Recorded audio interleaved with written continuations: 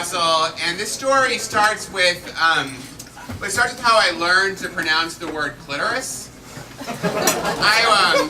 And believe it or not, when I tell you where I was and I learned to pronounce the word clitoris, and the story's going to end with a sex scene, and it's going to be a little bit hard to believe, but I was on a bus headed to Kansas City for a debate tournament, and my debate team was the nerdiest bunch of kids that, I mean, all debate teams are. We were particularly nerdy because we were the best debate team that my high school had had ever, and we knew it, and we were very, very proud of that.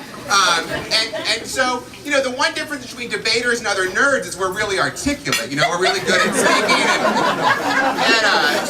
and we put all that energy into talking about sex all the time. And so, one of the games that the girls really like to play, because there are guys and girls, is they like to buy a copy of Cosmo and then have one of the boys read it. So, like, you know, 14 things he didn't know he wanted you to know in bed, and like that kind of stuff. And so I was always game to read it, and I didn't know anything about sex. I mean, I was a virgin, I was 15, I knew I was gonna be a virgin for a while, like that was so, you know, but we started reading this one article, and I kept running across this word all the time. And here's how I said it. I kept saying clitoris. Clitoris. I didn't know. And see, my whole defense, though, I knew I was a nerd, man. I knew what a nerd I was, and my whole defense against it was like, if I pretended like I wasn't a nerd, like, oh, one of these days all the ladies are gonna be like, come to me, then that was not gonna work. But if I was just like, yeah, I mean, I'm like one of the biggest geeks in school, like that, no one could criticize me for it, so I was like, yeah, clitoris, you know, I don't know. So the girls were laughing a lot, and then eventually I was like, so what is it? And they told me, and one of them, my best friend Emily, she drew a diagram, which was helpful.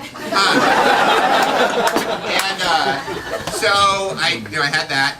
And so what I learned about it, though, here's my theory, though. The girls in the debate squad, for as geeky as they were the smartest, you know, most sophisticated girls in the whole school. And I had this theory that actually probably lots of other girls didn't know what a clitoris was. And so I started going out and talking about clits all the time because I was so innocent.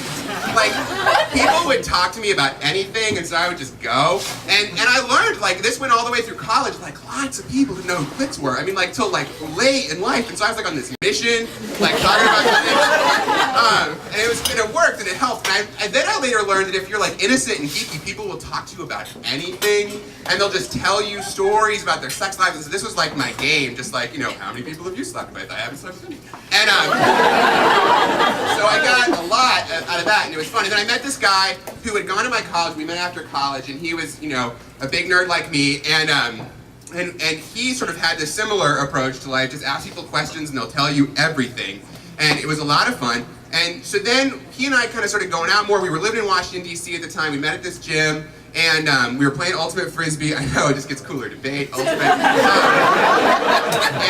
What's his problem? And so we're playing Ultimate Frisbee, and there's this really beautiful girl on our Ultimate team, and so we start getting all of us to go hang out together. We become this big circle of friends, and it's clear that her name's Holly, his name's Dave. Holly wants one of us. So one night, I'm actually the cooler guy at this point in the story. Dave is way cooler than me now. I mean, he is like super cool guy, and I'm still me. And he's a really cool guy, but at the time, he was really geeky. And so one night we're all out, and I kissed Holly, and he kissed Holly, and he started dating Holly. But so we're 23 years old at the time, and it's fine. I'm over it.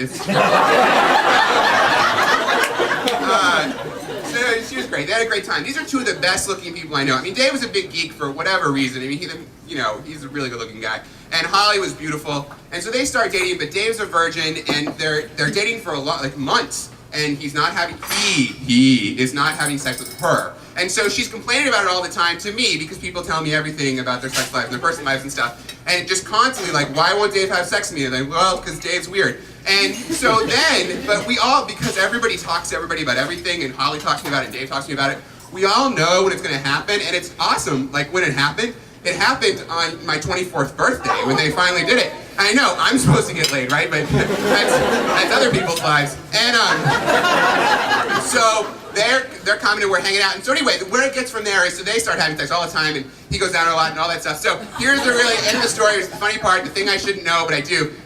Road trip across the country. She's moving to Los Angeles. She wants to be an actress. They stop in Vegas. They're having a good time. They stay in this hotel, right? And this is how there's like no distinction between Dave's life and mine, and she knows that, so that must be fun for a girlfriend.